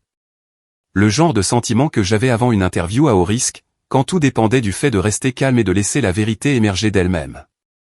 J'avais passé la matinée avec Maître Solène Roche, l'une des avocates les plus affûtées en droit des successions et tutelles à Nice. Elle avait écouté sans m'interrompre pendant que j'exposais la chronologie, les signatures falsifiées, l'enveloppe de la SCI, les images des caméras et le schéma de manipulation qui s'infiltrait dans l'immeuble. Quand j'ai fini, elle s'est reculée, le visage pensif, comme quelqu'un qui réarrange des pièces de puzzle qui ont déjà du sens. Elle a confirmé ce que je soupçonnais déjà. Bruno tournait autour de revendications d'incompétence. Il mettait en place une société écran pour y aspirer mes actifs, et il avait déjà touché à la falsification. Elle m'a dit qu'un homme comme lui agissait rarement sans s'attendre à avoir l'avantage. La seule façon de battre une telle personne était de supprimer l'avantage avant qu'il ne l'atteigne. Ce qui est exactement ce que nous avons fait hier. Nous avons mis en place un mandat de protection future, spécifiquement conçu pour les personnes ayant des handicaps à long terme qui avaient besoin que leurs actifs financiers soient protégés de l'exploitation, couplé à une mise sous séquestre notarié. Au sein de cette structure, mon appartement n'apparaissait plus simplement en mon nom propre vulnérable. Mes comptes ont été transférés sous l'enregistrement de la fiducie. Chaque document et acte a été redéposé, scellé par le tribunal, tamponné et protégé. Je conservais l'autorité totale, mais personne d'autre ne pouvait invoquer des tentatives de tutelle contre moi sans heurter un mur de béton juridique. Bruno pensait qu'il était à un pas de prendre ce qui était à moi. Il marchait en fait vers un mur que j'avais construit en un seul après-midi. Quand le greffier a remis l'ordonnance tamponnée à Maître Roche, la réalité de la chose m'a frappé plus profondément que je ne le pensais. Mon appartement, le règlement pour lequel je m'étais tant battu pour reconstruire ma vie, les économies que je gardais si soigneusement, n'étaient plus vulnérables aux manigances de qui que ce soit. Surtout pas les siennes. J'ai traversé l'appartement, laissant le bout de mes doigts effleurer le dossier du canapé en passant. Je pouvais entendre des rires lointains monter de la piscine en bas, le clapotis de l'eau, le bourdonnement lointain d'un moteur de bateau qui démarrait. Tout semblait si ordinaire, et pourtant sous la surface, tout avait changé. Je suis allé sur le balcon et j'ai laissé l'air marin m'envahir. L'odeur du sel a fait remonter de vieux souvenirs. Papa nous conduisant sur la route de la côte lors de ce voyage d'été il y a longtemps. Maman se penchant par la fenêtre pour attraper la brise. Lucie sur la banquette arrière mangeant des quartiers d'orange et s'en mettant partout sur le menton. Je pouvais presque entendre papa crier les directions comme si la route avait besoin de sa voix pour rester stable. Le deuil vient par couches. Il ne part jamais vraiment, mais parfois il offre un moment de rappel silencieux. Debout là, j'ai senti leur absence et leur présence à la fois. Cela m'a rendu encore plus certaine que je ne pouvais laisser quelqu'un comme Bruno toucher à quoi que ce soit lié à notre nom. À l'intérieur, mon téléphone a vibré. Un texto de Lucie. Elle disait qu'elle passerait peut-être plus tard si j'étais libre. Juste pour parler. Mon cœur s'est serré, pas de peur, mais de tristesse. Elle n'avait aucune idée de ce dans quoi elle était prise. Aucune idée que l'homme qu'elle croyait veiller sur elle avait regardé ma vie comme un tableur à réorganiser. J'ai répondu qu'elle était la bienvenue. Puis je suis allé dans le salon, j'ai ouvert mon ordinateur portable et j'ai revu les flux des caméras. Pas parce que j'avais besoin de plus de preuves, mais parce que regarder la précision de ces intrusions me rappelait qu'il avait pris sa décision bien avant qu'aucun de nous ne le reconnaisse. Les images de la semaine dernière le montraient entrant avec son double de clés, s'arrêtant au classeur, ouvrant les tiroirs avec une confiance qui n'appartenait pas à quelqu'un vérifiant simplement des problèmes électriques. Ses pas étaient délibérés. Sa concentration exacte. Il croyait que personne ne le remettrait jamais en question. J'ai cliqué lentement sur les enregistrements, laissant chaque clip se dérouler. Ma colonne vertébrale picotait comme avant les opérations qui exigeaient plus de patience que de force. J'ai pensé au plan que Maître Roche avait tracé pour moi, les protections juridiques maintenant en place. C'était comme si quelqu'un avait verrouillé une porte en acier derrière moi, non pas une qui m'enfermait à l'intérieur, mais une qui assurait que personne ne pourrait forcer le passage à nouveau. Alors que la soirée s'installait, Lucie est arrivée. Elle est entrée avec le cou léger qu'elle utilisait depuis qu'elle était petite. Quand elle est entrée dans le salon, elle semblait fatiguée, ses épaules légèrement remontées comme si elle portait un poids qu'elle ne comprenait pas. Ses yeux se sont instantanément dirigés vers mon fauteuil, puis vers la table où quelques documents étaient étalés. Elle a hésité. J'ai demandé comment elle allait, et elle s'est assise sur le bord du canapé, tordant ses doigts ensemble sur ses genoux comme elle le faisait toujours quand quelque chose la troublait. Elle a mentionné que Bruno semblait stressé ces derniers temps. Occupé. Préoccupé. Il avait parlé davantage de planifier l'avenir, de responsabilité, de s'assurer que tout était géré correctement s'il arrivait quelque chose. C'était encore là. Cette phrase. Ces répliques répétées tranquillement. Je lui ai demandé doucement si elle avait parfois l'impression qu'il voulait le contrôle, pas de l'aide. Elle a cligné des yeux, confuse, et a secoué la tête. Elle a dit qu'il se souciait juste de nous. Elle a dit qu'il voulait juste ce qu'il y avait de mieux pour nous. La douleur dans ma poitrine s'est aggravée. Elle le pensait vraiment. J'ai changé de sujet avant que son inquiétude ne grandisse. Nous avons parlé de sa semaine, du lieu de mariage près de Cannes qui avait réservé un événement de dernière minute. Elle a décrit la déco, le désastre du traiteur évité de justesse, la façon dont la mariée avait pleuré 3 fois pour des palettes de couleurs. Elle m'a fait rire, et pendant un moment, l'air autour de nous a semblé normal à nouveau. Plus tard, quand elle est partie, j'ai regardé depuis le balcon alors qu'elle traversait la rue vers le parking. Elle s'est arrêtée sur le trottoir et a levé les yeux un instant vers mon appartement au 12e étage. Son expression était illisible à cette distance, mais quelque chose dans l'inclinaison de sa tête a fait tordre mon cœur. Je l'avais protégée depuis qu'elle avait 11 ans. J'avais endossé le rôle laissé par papa et maman sans hésitation. Perdre sa confiance, même brièvement, ressemblait à perdre une partie de moi-même. Je suis retourné à l'intérieur et j'ai roulé jusqu'à l'îlot de cuisine, où les documents de la fiducie étaient soigneusement empilés dans un dossier. J'ai posé ma paume légèrement dessus. Ces pages n'étaient pas seulement une protection juridique. Elles étaient la limite dont je n'avais jamais pensé avoir besoin contre quelqu'un qui s'était marié dans ma famille. J'ai fermé le dossier et les glissé dans le tiroir de mon bureau. Puis je me suis assise tranquillement, écoutant le bourdonnement du réfrigérateur et le faible gémissement de l'immeuble s'installant pour la nuit. Les lumières du port clignotaient au plafond. Maître Roche avait eu raison. Tout était en place. Le tribunal avait scellé la fiducie hier. Les transferts étaient complets. La structure était solide. Maintenant, tout ce qu'il restait à faire était d'attendre le moment où Bruno irait trop loin. Le moment où il croirait avoir déjà gagné. Le moment où il marcherait directement dans le piège dont il ignorait l'existence. J'ai passé le reste de cette nuit à me préparer pour ce qui devait venir ensuite. Maître Roche m'avait dit que la structure de la fiducie était étanche, que personne ne pouvait la pénétrer sans laisser une trace si brillante que même un étudiant en droit de première année pourrait la suivre. Mais elle m'a aussi rappelé que les gens comme Bruno s'arrêtaient rarement au premier obstacle. Quand une porte se fermait, ils en essayaient une autre. Quand un angle échouait, ils passaient à un autre. Ce dont nous avions besoin, c'était d'une action si explicite que rien de ce qu'il dirait plus tard ne pourrait la flouter ou l'excuser. Ce qui signifiait lui donner la chance d'agir. Alors le lendemain matin, j'ai commencé ma performance. J'ai appelé un VTC bien en vue de la caméra du hall et je me suis installé dans la voiture avec mon sac de voyage. J'ai dit au concierge que je serais absente quelques jours pour rendre visite à une vieille amie. J'ai laissé des messages joyeux sur l'application des résidents remerciant les gens d'arroser leurs plantes à l'approche du printemps.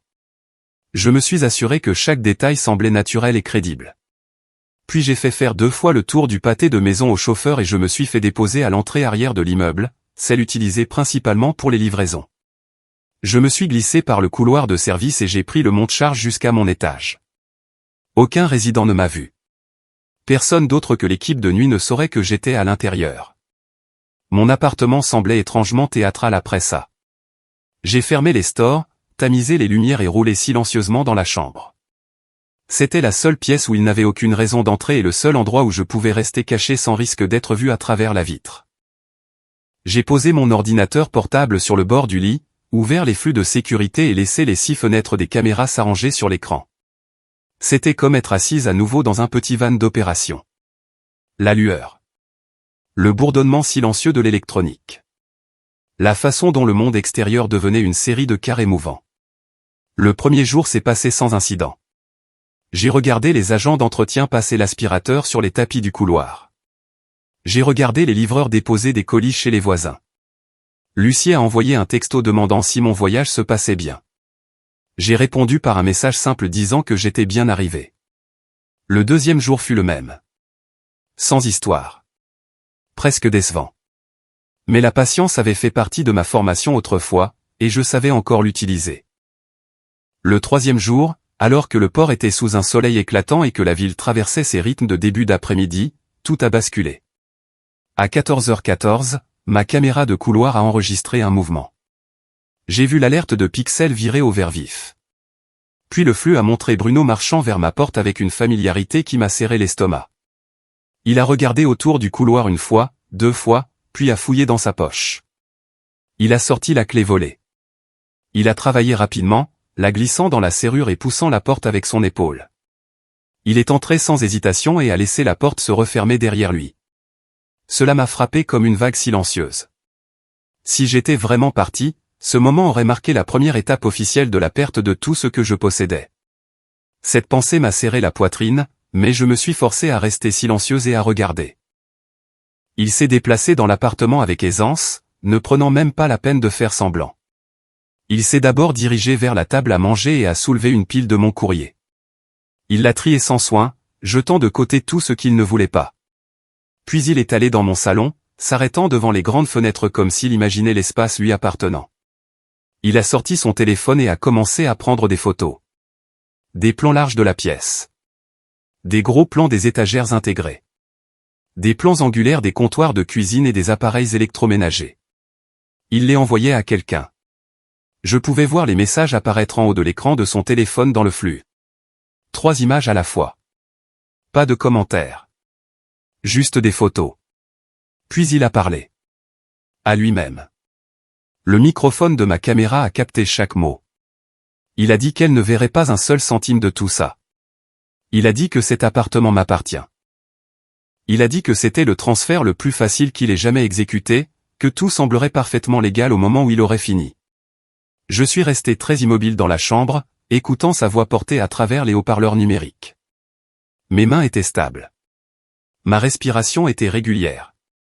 Pendant un moment, il n'y a pas eu de colère, seulement une froide familiarité avec le genre de personne capable de dire de telles choses à voix haute. Il y croyait vraiment.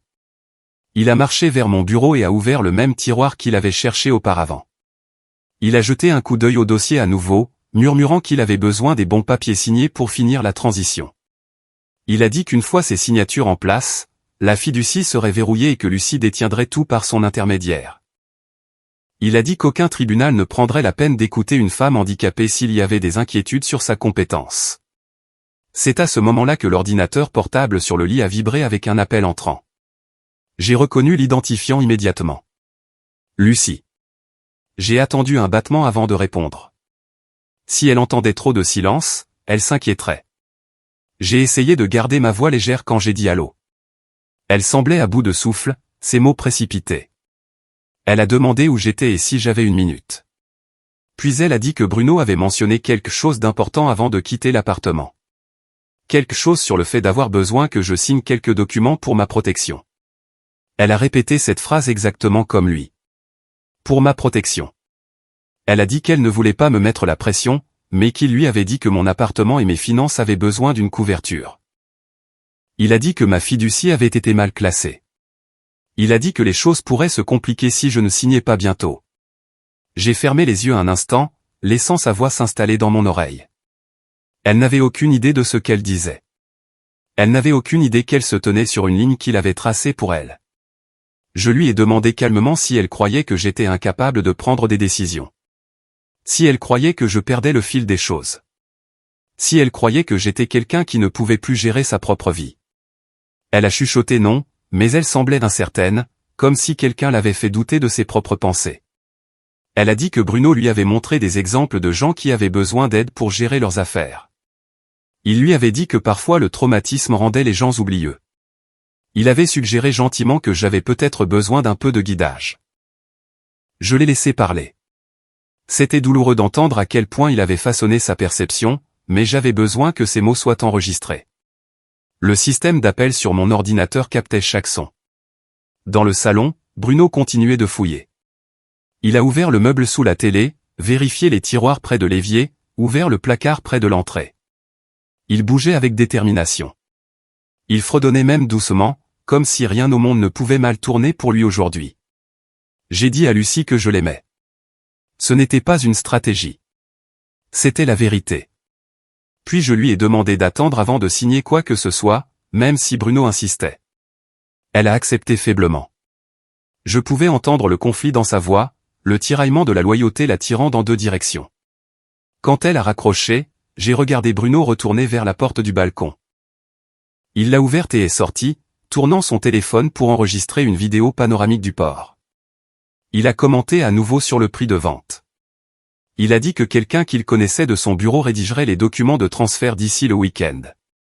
Il a dit qu'une fois que ce serait fait, je pourrais partir avec dignité avant que les choses ne deviennent publiques. Pendant quelques secondes, je n'ai pas pu bouger. L'arrogance de la chose mélangée à une sorte de précision clinique qui me faisait picoter la peau. La caméra dans le salon a tout capté. Sa voix. Ses déclarations de propriété. Son aveu de falsification et de transfert. Ses photos pour l'évaluation. Son calendrier. Pour la première fois depuis le début, j'ai senti un changement en moi. Une sorte de déclic. Le piège n'était pas seulement tendu. Il s'était refermé. Bruno est resté dans l'appartement près de 40 minutes. Assez longtemps pour me donner plus de preuves qu'aucun juge n'en demanderait jamais. Quand il est finalement parti, il n'a même pas pris la peine de ranger ce qui l'avait dérangé. Au moment où la porte d'entrée s'est refermée derrière lui, j'ai relâché un souffle que je ne savais pas avoir retenu. L'appartement semblait différent à nouveau. Pas envahi cette fois, mais reconquis. J'ai roulé lentement vers l'avant, quittant la sécurité de la chambre, laissant les pièces familières s'ouvrir autour de moi. Le salon était calme. La lumière du port commençait à s'adoucir. Tout semblait normal, mais rien n'était pareil. Je suis allé à mon bureau et j'ai posé ma main légèrement sur le tiroir du haut qu'il avait ouvert plus tôt. Mon reflet planait dans l'écran noir de la télé de l'autre côté de la pièce. Il pensait avoir gagné. Il pensait être à une signature de contrôler ma vie. Il n'avait aucune idée que les documents dont il avait besoin étaient déjà scellés hors de sa portée. Aucune idée que chaque mot qu'il avait prononcé aujourd'hui avait été enregistré. Aucune idée que la prochaine étape de cette histoire ne lui appartiendrait pas. J'ai tourné le verrou de la porte d'entrée moi-même et j'ai écouté le clic résonner dans l'appartement, un son petit mais certain. Il était presque temps pour le dénouement. La nuit précédente s'est passée de cette étrange manière lente que seules les nuits blanches connaissent. J'ai somnolé par courtes périodes, ne tombant jamais vraiment dans un vrai repos. Chaque fois que mes yeux se fermaient, je voyais Bruno dans mon salon à nouveau, entendais sa voix dire que je ne verrais pas un seul centime, que cet appartement lui appartenait. Quand je dormais, je rêvais par fragments. Papa conduisant sur la côte. Maman riant dans la lumière fanée d'une station-service. Lucie enfant, agrippant mon bras le premier jour d'école après leur perte. Je me suis réveillé plus d'une fois avec ma main agrippant le côté du matelas, le bruit de l'océan et de la ville se fondant en un bourdonnement sourd autour de moi. Au moment où l'alarme de sécurité s'est déclenchée à 5 heures du matin, j'étais déjà à moitié réveillé. La première chose que j'ai vue n'était pas le plafond ou les stores ou même mes propres mains. C'était l'image granuleuse mais claire de la caméra du hall sur ma tablette. Je l'avais réglée pour rester ouverte à côté de mon lit, une fenêtre silencieuse sur l'entrée des tours de l'horizon. Quand le système de l'immeuble a détecté quelque chose d'inhabituel au portail, le flux a sauté et la vue a changé. Des phares ont glissé sur le pavé à l'extérieur. Un camion de déménagement s'est glissé dans l'allée circulaire devant l'immeuble, grand et blanc contre l'aube bleue douce. Son moteur grondait avec ce son profond et vibrant que font les véhicules lourds, le genre qu'on sent dans sa poitrine plus qu'on ne l'entend. Derrière lui, une berline sombre compacte a suivi et s'est arrêtée juste derrière la zone de chargement. Les lumières du hall étaient encore sur leur réglage de nuit, un peu plus tamisées, un peu plus chaudes. Les portes vitrées se sont ouvertes et Thierry s'est avancé depuis le bureau de sécurité, jetant un coup d'œil vers ce qu'il pouvait voir à travers les fenêtres avant. Sa posture était tendue, les épaules légèrement levées, comme les gens quand ils savent que quelque chose ne va pas mais ne sont pas encore sûrs de la gravité. Il m'avait déjà parlé quelques instants plus tôt au téléphone. Sa voix avait été tremblante, me disant que Lucie et Bruno étaient en bas avec des déménageurs, insistant sur le fait qu'ils possédaient mon appartement maintenant. Je lui avais dit de les enregistrer, de tout garder dans le registre.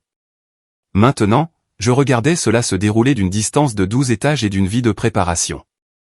2 hommes sont sortis du camion, frottant le sommeil de leur visage, tirant leur veste contre la fraîcheur matinale. Ils ont fait glisser la porte arrière vers le haut et ont révélé l'espace vide à l'intérieur, attendant que la vie de quelqu'un d'autre y soit emballée. La vue de ce vide m'a envoyé un étrange frisson dans les bras. Ces hommes ne savaient pas dans quoi ils mettaient les pieds.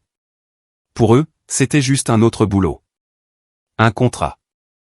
Une adresse sur un presse-papier. Le flux de la caméra a capté l'ouverture des portes de la berline presque en synchronisation. Bruno a contourné l'avant de la voiture, sa foulée souple et confiante. Il portait un manteau sombre sur une chemise repassée, le genre de tenue soignée et respectable qui se fondait facilement dans n'importe quel cadre professionnel. Dans sa main, il portait un dossier épais, le même style qu'il avait lorsqu'il avait visité mon appartement auparavant. Ce dossier était devenu son accessoire, son bouclier, son arme. Lucie a émergé du côté passager. Ses épaules étaient voûtées dans un pull pâle, ses cheveux tirés en un chignon lâche. De l'angle de la caméra, je ne pouvais pas voir son visage clairement, mais son langage corporel en disait assez. Elle traînait un demi-pas derrière lui, les bras enroulés autour d'elle-même, comme si elle essayait de rester au chaud plus que de l'air du matin. Bruno a tendu la main une fois en arrière et l'a posée sur son épaule, un geste qui aurait pu être rassurant si je ne l'avais pas connu. Pour moi, cela ressemblait à de la contention. Ils ont marché ensemble vers l'entrée. Thierry les a rencontrés juste à l'intérieur des portes coulissantes. La caméra n'avait pas de son sous cet angle, mais je pouvais imaginer l'échange. Identification. Explication. Le ton calme et autoritaire que Bruno utilisait quand il voulait que les gens croient qu'il appartenait à l'endroit où il se trouvait. L'hésitation dans les yeux de Thierry, pris entre l'uniforme sur son dos et l'instinct dans ses tripes. Bruno a soulevé le dossier et l'a ouvert, déployant des documents avec des sceaux audacieux et des lignes de texte soignées. À la façon dont il pointait, ligne par ligne, je pouvais voir qu'il indiquait une supposée preuve de propriété. Il a fait un geste vers le plafond, puis vers les ascenseurs. Les déménageurs regardaient, déplaçant leur poids d'un pied sur l'autre, attendant clairement un signal qu'ils avaient le droit de procéder. J'ai regardé Thierry prendre le registre des visiteurs, son stylo bougeant alors qu'il écrivait leur nom. Bruno Rivière. Lucie Rivière. La raison de la visite était probablement remplie avec quelque chose de simple, quelque chose de neutre. Emménagement. Transfert de propriété. Quels que soient les mots qu'il a utilisés, je savais qu'ils seraient importants plus tard. Chaque trait de l'écriture de Thierry était un autre fil dans la toile qui allait soit me piéger, soit me protéger. Cette fois, cela m'aiderait. Sur mon lit, j'ai bougé légèrement, tirant la couverture plus loin sur mes jambes. Mon cœur battait plus vite maintenant, mais pas de panique. C'était l'afflux régulier et concentré qui vient quand tout ce que vous avez planifié commence à s'aligner avec un mouvement hors de votre contrôle. La caméra du hall a changé d'angle alors que le groupe se dirigeait vers l'ascenseur. Les déménageurs portaient des diables pliés et des piles de carton aplatis. Bruno marchait devant, parlant par-dessus son épaule. Lucie suivait les bras serrés, le regard baissé vers le sol. Quand les portes de l'ascenseur se sont ouvertes, ils sont tous entrés, et la vue s'est coupée quand le métal s'est refermé. J'ai basculé sur le flux à l'intérieur du couloir de service au 12e étage. Cette caméra a capturé l'ouverture des portes à nouveau et le petit groupe sortant dans le couloir élégant qui menait vers mon appartement. L'immeuble était calme à cette heure. La plupart des résidents dormaient encore ou se réveillaient tout juste. Personne n'était là pour voir cette procession sauf moi, regardant d'en haut sur un écran. Bruno menait la marche, le dossier coincé sous un bras. Un des déménageurs poussait un diable vide, les roues couinant faiblement sur le sol poli. On pouvait presque sentir le poids du silence autour d'eux, brisé seulement par leurs pas et le grondement sourd du moteur du camion tournant toujours au ralenti en bas. Quand ils ont atteint ma porte, j'ai senti un mélange étrange de fureur et de satisfaction sinistre monter en moi. Cette porte avait été une ligne de sécurité pendant si longtemps. Je l'avais franchie encore et encore en rentrant de rendez-vous médicaux, de séances de thérapie, de courses solitaires. Maintenant, c'était la ligne qu'ils croyaient franchir pour revendiquer la victoire. Thierry était monté avec eux. La caméra l'a capté se tenant quelques mètres en retrait, le visage prudent. Il a regardé Bruno sortir à nouveau la clé volée, puis s'arrêter, comme s'il se souvenait qu'aujourd'hui il était censé être légitime. Au lieu de cela, Bruno a tenu le dossier et a tourné la première page. Il l'a tapoté une fois, puis a regardé Thierry avec une expression qui disait bien sûr que tout est en ordre. Je ne pouvais pas entendre les mots, mais je pouvais voir sa bouche former les phrases familières. Transfert de propriété. Acte notarié. Propriétaire officiel. Il tenait les papiers comme un tour de magie, défiant quiconque d'en douter. Les déménageurs se sont regardés l'un l'autre comme pour demander silencieusement « On fait ça ?» L'un d'eux a haussé les épaules, clairement plus préoccupé par le fait d'être payé que par les subtilités du droit immobilier. Bruno s'est retourné vers ma porte, a poussé la clé dans la serrure, cette fois à la vue de tous, du garde et de la caméra, et l'a ouverte comme s'il entrait dans un endroit qui lui appartenait déjà. J'ai basculé sur le flux intérieur, la caméra dans mon salon qui faisait face à l'entrée. La porte s'est ouverte, et Bruno est entré avec une autosatisfaction qui m'a presque rendu physiquement malade. Les déménageurs ont suivi, regardant autour d'eux avec des yeux rapides et mesureurs, comme le font les hommes quand ils divisent mentalement les meubles en catégories et en charges. Lucie s'est attardée sur le seuil. Pendant un long moment, elle n'est pas entrée dans l'appartement. Elle se tenait les doigts agrippés à la sangle de son sac à main, fixant l'espace familier. J'ai vu la reconnaissance dans sa posture. Chaque coin signifiait quelque chose pour elle. Les nuits passées à regarder des films sur ce canapé. Les dîners partagés à cette table. La fois où elle et moi avons célébré sa première vraie promotion avec du champagne bon marché et des plats à emporter dans cette même pièce. Bruno a tendu la main en arrière et a touché son coude, la guidant à l'intérieur comme si elle était une invitée réticente au lieu d'être de la famille. Il a aboyé des instructions aux déménageurs, le ton brusque et contrôlé. Il a pointé vers la chambre et le salon, puis a fait un grand geste qui signifiait clairement de commencer par les grosses pièces. J'ai regardé l'un des déménageurs se diriger vers le couloir menant à ma chambre. L'autre a commencé à mesurer le canapé du regard.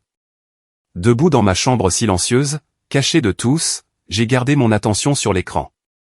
La tension dans mon cou et mes épaules s'est resserrée, mais mon souffle est resté régulier. C'était le moment pour lequel tout avait été conçu. Soit les protections juridiques que nous avions mises en place allaient heurter son arrogance, soit non. Il ne me restait plus rien à ajuster. Le déménageur à la porte de la chambre a crié quelque chose à Bruno, et il a agité la main avec impatience, donnant la permission sans même regarder. Ce petit étalage de mépris m'a tout dit sur la façon dont il voyait mon espace. Je n'étais pas une personne pour lui maintenant. J'étais un obstacle sur une liste de contrôles qu'il croyait avoir déjà surmonté. Alors que les déménageurs ouvraient complètement la porte de mon salon et commençaient à discuter de la façon de faire passer les meubles, l'air dans l'appartement a semblé changer. Le port à l'extérieur était or pâle maintenant, le ciel s'éclaircissant du bleu aux pêches doux. La ville se réveillait, les gens faisaient du café, allumaient les infos, entraient sous la douche, n'ayant aucune idée de ce qui se passait au 12e étage d'un immeuble au bord de l'eau. J'étais assise là dans l'ombre de ma chambre, l'écran de l'ordinateur portable brillant doucement sur le lit à côté de moi, et je regardais des inconnus faire leurs premiers mouvements pour démanteler la vie que j'avais construite. Ils pensaient. En réalité, chaque pas qu'ils faisaient nous rapprochait tous du moment où Bruno découvrirait que l'histoire qu'il avait écrite n'était pas celle qui tiendrait. Le premier signe que le vent tournait n'a pas été dramatique. C'était un petit scintillement dans le coin de l'écran de ma tablette où se trouvait le flux de la caméra extérieure. Une forme sombre s'est garée dans l'allée derrière le camion de déménagement, plus petite, plus silencieuse, la silhouette d'une voiture de patrouille avec les marquages familiers bleus et blancs de la police nationale, ou police municipale selon la compétence, mais restons sur une intervention type police secours. Ces phares ont balayé l'arrière du camion de déménagement, puis se sont éteints alors que le moteur s'arrêtait. Je pouvais presque sentir le soulagement de Thierry à travers la caméra. Il se tenait près de l'entrée du hall, les bras croisés étroitement, regardant les déménageurs commencer à manœuvrer vers les ascenseurs. Quand les portes de la voiture de patrouille se sont ouvertes et que 2 officiers sont sortis, il s'est dirigé vers les portes vitrées comme si une pression dans sa poitrine avait enfin trouvé une soupape. L'un des officiers était une femme dans la quarantaine, compacte et stable, ses cheveux foncés tirés en arrière, l'expression neutre mais alerte. L'autre était un homme plus jeune, grand, scannant la scène avec la curiosité prudente de quelqu'un qui apprend encore à quelle vitesse les situations peuvent basculer. L'officier plus âgé a parlé brièvement avec Thierry. Il a fait un geste vers le haut, vers les étages supérieurs, vers le camion de déménagement, vers le registre des visiteurs sur son bureau. C'était la partie que Maître Roche et moi avions prévue. Rien de dramatique, rien qui ne dévoilerait notre jeu trop tôt. Juste une note discrète de la gestion de l'immeuble indiquant que quelque chose semblait louche. Un déménagement non annoncé. Un résident que quelqu'un pensait être hors de la ville, mais pas officiellement. Une clé qui n'avait pas été validée par la conciergerie. Assez de signaux d'alarme pour justifier une vérification de bien-être. Sur mon écran, j'ai regardé les officiers monter dans l'ascenseur avec Thierry. Les déménageurs continuaient de rassembler des cartons, ne sachant pas encore que quelque chose avait changé.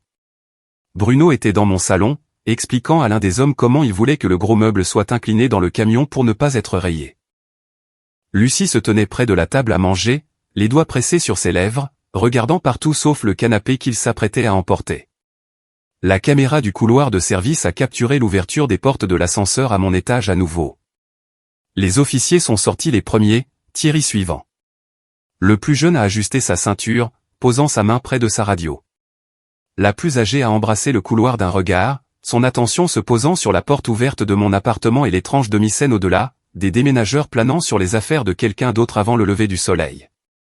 Elle s'est avancée d'un pas mesuré et s'est arrêtée juste devant mon entrée. Depuis ma chambre, cachée mais regardant, je l'ai vue lever légèrement la main dans un geste poli et ferme. Elle a demandé ce qui se passait. Sa voix portait juste assez pour que le micro du salon capte. Bruno s'est retourné, le sourire exercé déjà sur son visage, le dossier d'acte coincé sous son bras comme un passeport pour n'importe où. Il l'a salué comme si c'était un désagrément, rien de plus. Il a dit qu'il terminait simplement un emménagement. Il a dit qu'il avait lacté les papiers de transfert juste là si elle avait besoin de preuves. Il semblait si sûr de lui que pendant un moment, si je n'avais pas su, même moi j'aurais pu le croire. L'officier a demandé à voir les documents. Elle a fait un pas juste à l'intérieur du salon, prenant soin de ne pas traverser trop loin avant de comprendre la revendication. Bruno a ouvert le dossier avec un petit geste théâtral et a tendu les papiers qu'il avait agités devant Thierry plus tôt. Une épaisse pile de pages imprimées, lourde de langage juridique et d'autorité contrefaite. Elle a pris son temps pour les regarder. Elle ne s'est pas précipitée, et elle n'a pas laissé son commentaire confiant la distraire. La caméra a capté la façon dont ses yeux s'attardaient sur le sceau du notaire. La façon dont son front s'est plissé légèrement alors qu'elle traçait le numéro d'enregistrement du regard. Elle a tourné la page vers l'acte enregistré, celui qui transférait supposément la propriété de mon appartement entre ses mains. Elle a demandé où le notaire était enregistré. Bruno a répondu sans manquer un battement, disant quelque chose à propos d'un contact hors du département qui gérait les choses rapidement pour son cabinet. Il a dit que tout avait été fait correctement. Il a dit que la vendeuse avait signé de son plein gré. Il a fait un geste vague vers mon couloir comme si je pouvais apparaître comme actrice de soutien. L'officier n'a pas souri. Elle a demandé s'il savait que les notaires qui authentifient les transactions immobilières en France devaient être correctement enregistrés et que leur numéro de commission était facilement vérifiable. Elle a mentionné que le numéro d'enregistrement sur le sceau ne correspondait à aucun notaire actif qu'elle connaissait. Cette petite phrase a flotté dans l'air comme un éclair dans un ciel calme. J'ai vu la couleur quitter légèrement son visage avant qu'il ne se reprenne. Elle a aussi mentionné autre chose. Elle a dit que les registres de propriété montraient que cette unité était actuellement détenue dans un mandat de protection future et une fiducie qui avait été déposée et scellée par le tribunal judiciaire très récemment. Elle a demandé comment ces documents expliquaient cela.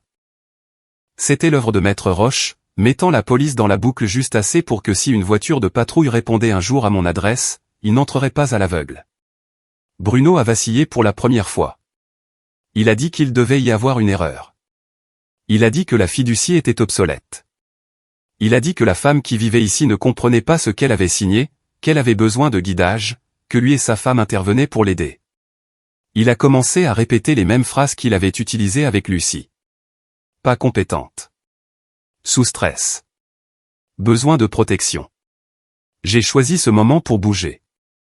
J'ai fait rouler mon fauteuil hors de l'embrasure de la porte de la chambre et dans le couloir, bien en vue. La caméra du salon a capté le changement dans la posture de tout le monde à l'instant où ils m'ont vu. Les déménageurs se sont figés, leurs mains toujours sur les bords de mes meubles. Lucie s'est retournée si vite que ses cheveux ont glissé de son nez, les yeux écarquillés par quelque chose entre l'espoir et l'effroi. La mâchoire de Bruno s'est visiblement serrée avant qu'il ne lisse son expression. L'officier m'a regardé et a demandé si j'étais la résidente de l'unité. Je lui ai dit que j'étais la propriétaire légale et que mon nom figurait sur les documents de fiducie qu'elle venait de citer. Ma voix semblait calme même à mes propres oreilles. Des années de formation et des mois de planification avaient mené à ce moment exact. Il n'y avait plus de place pour la peur. Elle a demandé si j'avais donné mon consentement pour ce déménagement. Je lui ai dit clairement que non. Que je n'avais jamais vendu mon appartement. Que je n'avais jamais autorisé aucun transfert de propriété à la SCI familiale d'Alca ou à Bruno ou à qui que ce soit d'autre. Que je n'avais pas engagé l'entreprise de déménagement et n'avais jamais accepté de quitter mon domicile. Le jeune officier s'est approché des déménageurs et leur a dit d'attendre avant de toucher à quoi que ce soit d'autre jusqu'à ce que les choses soient clarifiées. L'un des hommes a levé les mains du canapé comme s'il était soudainement trop chaud. L'autre a doucement reculé le diable de quelques centimètres. J'ai tourné mon fauteuil légèrement vers l'officier plus âgé et je lui ai dit que j'avais des preuves. Je lui ai dit qu'au cours des semaines passées, Bruno était entré dans mon unité sans permission en utilisant une clé volée. Que j'avais une vidéo de lui fouillant mes tiroirs pendant mon absence. J'avais un enregistrement audio de lui disant que je ne verrais jamais un seul centime de mon règlement, que cet appartement lui appartiendrait. Je lui ai dit que j'avais reçu du courrier pour la SCI familiale d'Alca à mon adresse, une société que je n'avais jamais créée. Qu'un ami à moi avec une formation en expertise judiciaire avait examiné les signatures sur les documents que Bruno avait essayé d'introduire, et que ces signatures s'étaient révélées être falsifiées. Maître Solène Roche avait déjà déposé ma fiducie auprès du tribunal et pouvait confirmer que tout acte qu'il présentait était frauduleux et en conflit avec les registres de propriété enregistrés. J'ai parlé régulièrement, chaque déclaration simple, factuelle, comme on nous apprenait à livrer des informations critiques sous pression. L'officier a écouté sans interrompre. Puis elle a demandé si j'avais des copies. J'ai tendu la main vers la petite table à côté de mon fauteuil où j'avais placé une pile soignée de dossiers avant que tout cela ne commence. Je les lui ai tendus un par un. Des captures d'écran vidéo imprimées avec horodatage. Une lettre de résumé de Damien sur l'analyse des signatures. Une copie du dossier de bienvenue frauduleux adressé à la SCI familiale d'Alca. Une copie de l'ordonnance du tribunal établissant mon mandat de protection future. Ses yeux parcouraient chaque page avec une concentration croissante.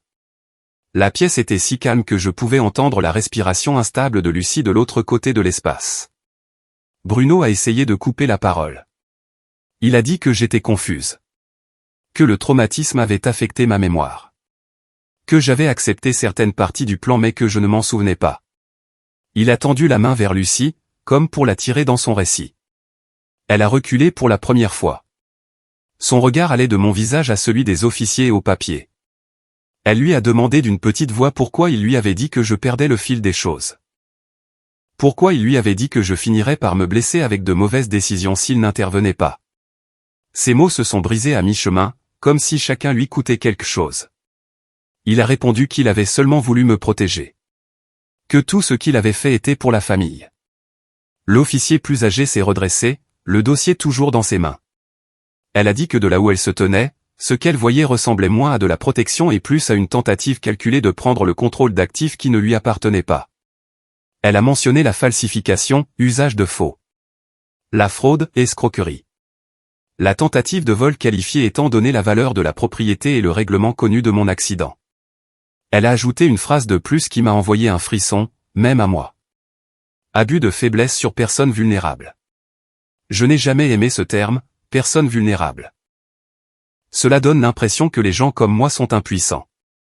Mais à ce moment-là, j'ai compris son pouvoir lorsqu'il est utilisé correctement. Cela signifiait que la loi reconnaissait que mon handicap faisait de moi une cible aux yeux de certains. Que l'exploiter n'était pas seulement laid, c'était criminel. Elle s'est approchée de Bruno et a demandé très calmement s'il avait autre chose à lui montrer. Une preuve qui contredisait les registres du tribunal. Une confirmation notariale légitime. Un document signé devant un témoin enregistré. Sa bouche s'est ouverte, puis fermée. Pour la première fois depuis qu'il était entré dans ma vie, il semblait comprendre que sa confiance ne le sortirait pas de cette pièce. Le jeune officier s'est placé derrière lui, assez près pour que l'air dans l'appartement semble s'épaissir. Les déménageurs avaient reculé presque jusqu'au couloir, les yeux écarquillés. L'un d'eux a dit doucement qu'il voulait juste partir, qu'il n'avait aucune idée qu'il y avait un litige. Le jeune officier leur a dit qu'ils étaient libres de partir, que leur implication serait notée comme témoin seulement. Ils ont pratiquement couru vers la porte, marmonnant des excuses en chemin. Lucie a fait un pas vers moi, puis s'est arrêtée à mi-chemin entre nous. Des larmes coulaient déjà sur ses joues. Elle regardait Bruno avec un mélange d'incrédulité et d'horreur naissante. Elle lui a demandé, la voix tremblante, s'il l'avait jamais vraiment aimée ou si elle faisait juste partie du plan. Elle a dit qu'il lui avait répété sans cesse que je ne savais pas ce que je faisais. Qu'elle devait signer des choses pour me garder en sécurité. Que si elle m'aimait, elle aiderait à tout mettre entre ses mains pour qu'il puisse gérer. Il n'a pas répondu. Ou s'il l'a fait, les mots étaient bas et désespérés, noyés par le son de l'officier plus âgé parlant doucement dans sa radio, demandant confirmation aux centrales concernant l'enregistrement du notaire, la fiducie, et le rapport antérieur que Maître Roche avait déposé en mon nom. Elle a terminé l'appel, a hoché la tête une fois pour elle-même, puis s'est retournée vers Bruno. Elle l'a informé qu'il était placé en garde à vue pour suspicion de faux et usage de faux, escroquerie, tentative de vol, et abus de faiblesse. Elle lui a dit que tout ce qu'il dirait pourrait être retenu contre lui. Le jeune officier a doucement saisi les poignets de Bruno et les a ramenés derrière son dos. Le cliquetis métallique des menottes a résonné fort dans l'appartement calme. Lucie a laissé échapper un son alors, un demi-sanglot brisé qui a fait mal à toute ma poitrine. Il a tordu la tête vers moi alors qu'il commençait à l'emmener. Il n'y avait plus de charme sur son visage maintenant. Seulement de la rage et quelque chose qui ressemblait beaucoup à de la peur. Il a dit que je l'avais piégé. Il a dit que j'avais planifié ça. Il a dit que rien de tout cela ne tiendrait. J'ai croisé son regard et je lui ai dit simplement que je m'étais protégé. C'était tout. Alors que les officiers le guidaient vers la porte, la plus âgée s'est arrêtée près de mon fauteuil. Elle m'a dit que quelqu'un de la brigade financière serait en contact. Que mon avocate recevrait le rapport complet. Que j'avais fait la bonne chose en documentant tout. Quand ils sont partis, l'appartement est tombé dans un silence lourd brisé seulement par les sons lointains de la ville qui s'éveillait et les respirations calmes et tremblantes de Lucie. Pendant un long moment, aucune de nous n'a parlé. La porte s'était refermée derrière Bruno, les menottes avaient ôté ses mains de mes affaires, mais le choc de ce qui avait failli arriver planait encore dans l'air. Nous étions enfin en sécurité. Mais rien de tout cela ne semblait simple. Lucie se tenait au milieu de mon salon, les mains tremblantes le long du corps. La lumière du petit matin avait atteint les fenêtres maintenant, adoucissant la pièce, rendant tout plus doux que ce que l'on ressentait.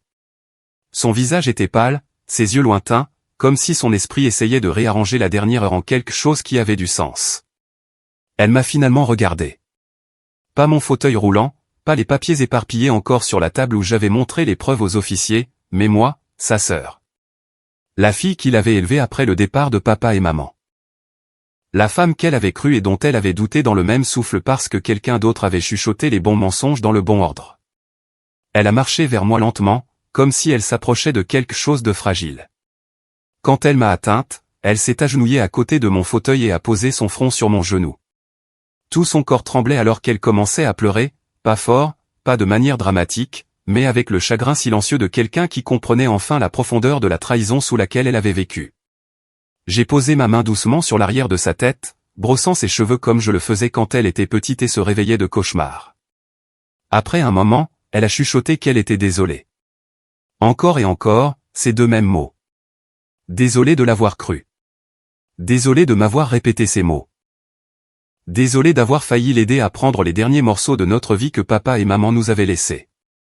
Je lui ai dit qu'elle n'avait rien à se faire pardonner. Les manipulateurs n'ont pas besoin d'intelligence ou de gentillesse pour opérer. Ils ont besoin de vulnérabilité. Ils ont besoin d'amour. Ils ont besoin de quelqu'un qui essaie de voir le bien chez les autres, comme elle l'avait toujours fait. Rien de tout cela n'était de sa faute. Nous sommes restés ainsi un long moment, elle agenouillée, moi la tenant, l'appartement enfin calme à nouveau. Les jours qui ont suivi ont été un flou de déclarations et de confirmations. La police de Nice a pris les images. Ils ont interrogé Thierry et les déménageurs. Ils ont vérifié le faux numéro de notaire, l'acte falsifié, les dépôts de la SCI liés à l'email de Bruno. Chaque fil sur lequel il avait tiré s'effilochait sous l'examen. Chaque mensonge qu'il avait fabriqué s'effondrait sur lui-même. Il a été inculpé pour faux, fraude, tentative de vol qualifié et abus de faiblesse. Sa mise en accusation est venue rapidement. Le tribunal a lu les accusations d'un ton si sec et factuel que cela enlevait presque le poids émotionnel de tout ça, mais pas tout à fait. Lucie était assise à côté de moi dans la galerie, ses mains jointes, ses épaules raides. Il nous a foudroyés du regard toutes les deux quand on l'a fait sortir, comme si nous avions défait un grand dessein plutôt que simplement nous défendre. Mais ce regard n'avait plus aucun pouvoir. C'était seulement la dernière lueur d'un homme coincé par sa propre ambition. Quand l'ordonnance restrictive a été finalisée, Lucie a expiré comme si elle retenait son souffle depuis des mois. Dans les 2 semaines, elle a demandé le divorce. Elle a déménagé de leur appartement près de Saint-Laurent-du-Var, a emballé ses vêtements, ses fournitures de travail et une boîte à chaussures usées de souvenirs d'enfance qu'elle avait oublié avoir gardées.